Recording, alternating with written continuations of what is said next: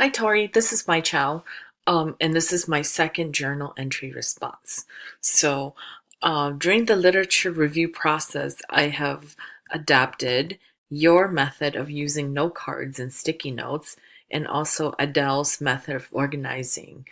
I printed her template and have found it to be quite useful. So, after each article, I would classify it or put it in like three categories, like who am I, who do I pretend to be, and who do I want to be, and then some sub themes over here, like does it belong to the gender ideologies or higher education, that sort of thing. So when I organize my actual writing, it's pretty clear where each piece of literature comes from. So I appreciated you two sharing those methods. Um, let's see, relating to themes emerging, like I said, I have three main themes, and they include who am I, who do I pretend to be, and who do I want to be. Within each of these themes, there are subcategories. Um, Definitely, Hmong women is one of them. Traditional and contemporary roles. um, let's see, embroidery and story cloth. And then I have a bunch of other ones like cultural and social factors, gender and acculturation, internalized dominance, internalized racism, the model minority myth, racial identity development, validation, sense of belonging, empowerment, and negotiation. So it's coming together slowly. I find that a lot of my authors are Hmong women, which is really cool. I'm really happy about that. But I also found a lot of the articles in like dissertations or thesis. Yeah, there's been some instances where I found some relevant ones from is it JSTOR that I was like, oh, that's pretty cool. Gaps that might exist. I know what I'm doing is kind of like in uncharted water to combine multiple forms of expression. Um, like, I think it's so critical that I'm doing this because it's going to live beyond my time. But like finding research about like Hmong women artists is there's hardly any out there. And then to connect that to higher ed, it's even more rare. So I'm figuring out how to use different keywords that go together to like help me find what I need to find. Moving on, roadblocks that I've found is the balancing of time because I feel so overwhelmed just because I have a family to deal with, I have a house to take care of, I work full time, and that overwhelmingness comes from like the not doing well in any of the areas I feel, but I'm managing because I am organized. So I have this book that like I write down what I need to accomplish and then check off my boxes. So academically, I will be okay because I'm, like I said, organized and I don't procrastinate and waste time.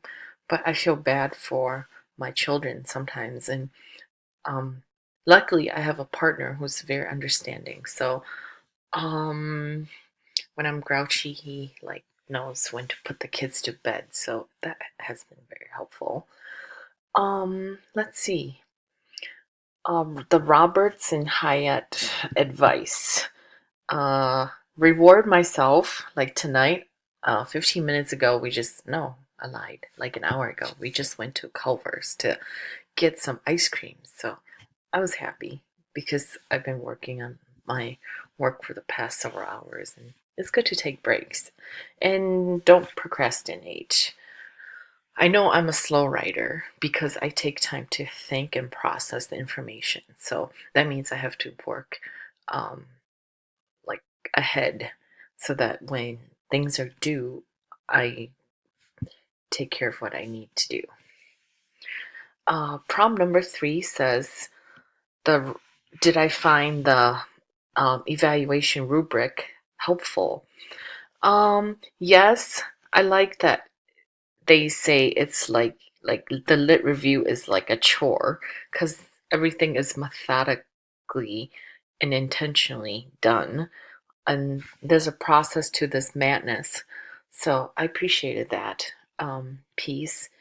But the numbers 1 through 4, there's some like vague languages. I think it would be nice to have examples, but I can see that it's a rubric. So I think as I become more familiar with it, it would be more clear.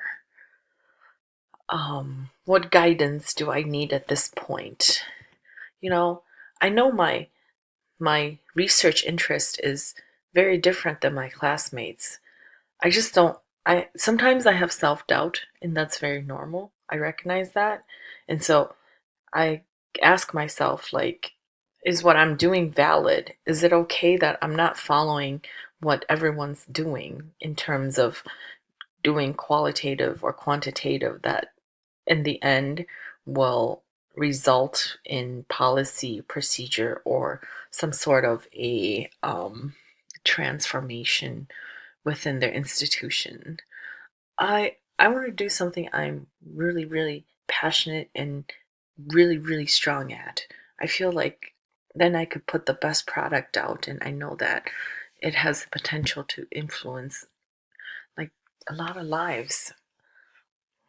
Um, I talked to one of my professors recently in terms of having an art show to kind of have a culminating event. Like after I defend my dissertation, I will like the proof will be in the art show. And so I was just telling him if I should do it at UW La Crosse Art Gallery or at the Pump House. And like I knew the answer already, but it was just good to like ask another person for feedback. And he said definitely at the Pump House, which I totally agree because it's a regional art center. It would attract more people to not just learn about the Hmong experience, but also like what it means to be a contemporary Hmong person.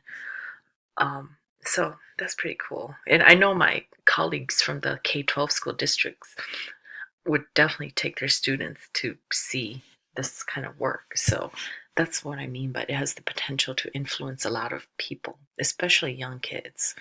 And that's kind of one of my target audiences. Like inspire them they're so that they have something to look forward to, and also for them to know that um, someone that looks like me is successful. So there's no way for me to not be successful, and also be that role model piece. So I kind of alluded to the last prompt about qualitative methods versus quantitative. Definitely qualitative. I have a very important story to tell, and I want to make use of this um, as a vehicle towards social change and personal transformation. I think I have a lot to share with folks. So I'm definitely going to do an autoethnography. Is that how you say it? Autoethnography, yeah. Mm. Study because it's a great opportunity to expand and contribute to the research about Hmong American women. Um, yeah, that's very important to me. I really like Samuel Massouse. I can't pinpoint his um, like ethnicity, but I know he is Southeast Asian. He writes a lot about institutional racism from a Southeast Asian perspective. So, um, just trying to make his work relevant to what I'm doing, but at the same time, I know some parts don't align because um, it's a male perspective, but the other parts I found him to be very strong in. So I'll definitely continue to look at his work. Let's see. Yeah, overall, I think I feel really good about where I'm at. like I just need to not feel so overwhelmed. But that's just part of how I'm wired. And so I'll feel better once I start checking things off as time progresses.